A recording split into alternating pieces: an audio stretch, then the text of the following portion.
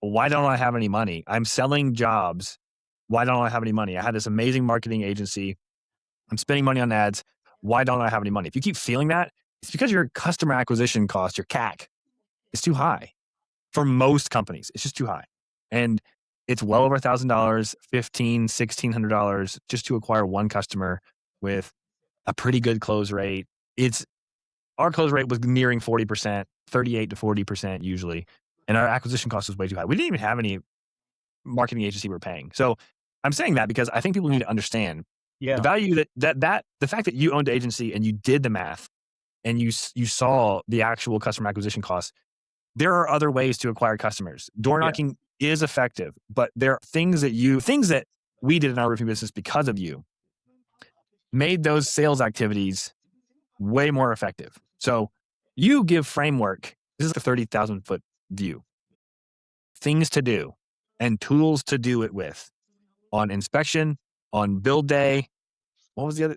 And Post build inspection. then after the inspection, we did more sales activity because roofing is a physical thing. You have to be physically somewhere, and without spending money on just throwing ads into a neighborhood, you can actually do things. You're already driving there. You're already doing service, home service.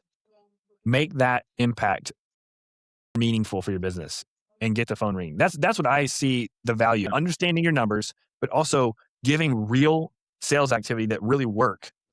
And, how many times a week do we see who's got the best leads? How do you get leads? Call center, door knocking, pay for all this stuff. PPC, like you want leads, you want new business. Neighborhood domination is a huge thing that kind of gets thrown around, but that's something that changed my perspective as an owner.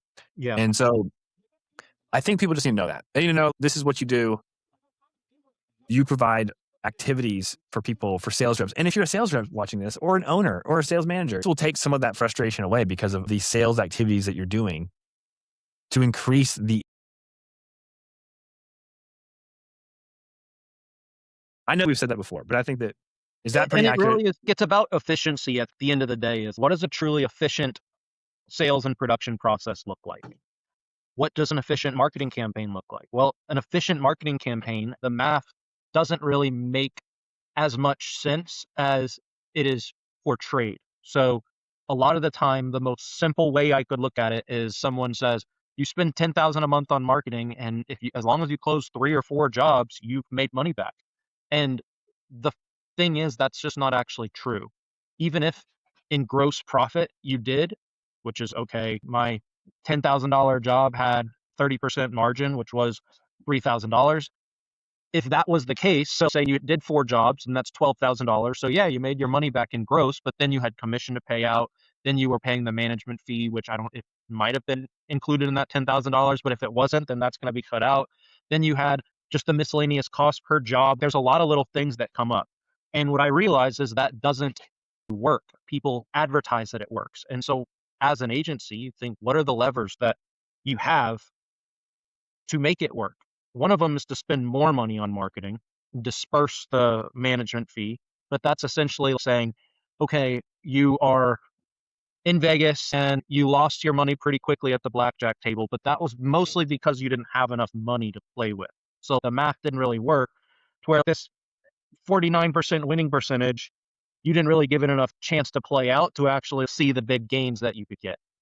That's conversation works on a gambler, and then that gambler still is going to blame you for that conversation. But it doesn't work on someone who is conservative and trying to be smart with their business.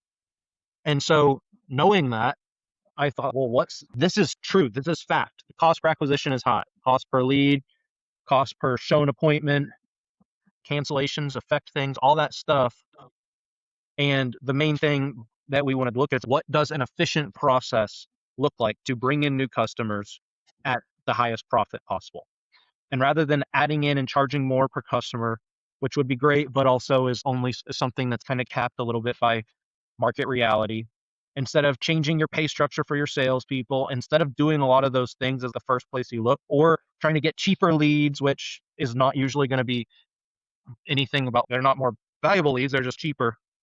All the things you could chase over here are going to end up really just keeping you in the same spot over and over and over again, a hamster wheel. When you get clarity on what an efficient system would be and stop just looking at it as one channel, then all of a sudden one job turning into multiple becomes the only logical answer, really, is you have to be able to turn every project that you do into multiple. Every other change that you could do is significantly more risky.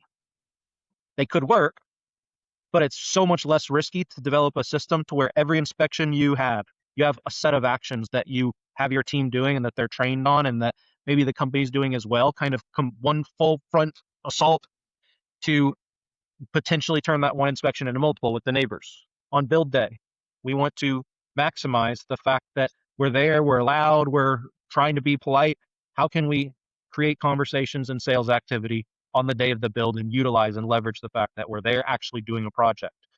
After the build, how can we make sure that that client that had a great experience with us, how can we maximize the chances that they're going to promote us and get us referrals? And how can we change the way that we think about referrals? Even how could they get the most how could they get their own experience with us in front of the most people?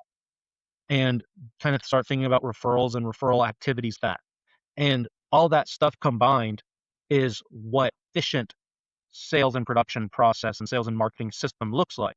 But no one can sell you that as some done for you service, unfortunately.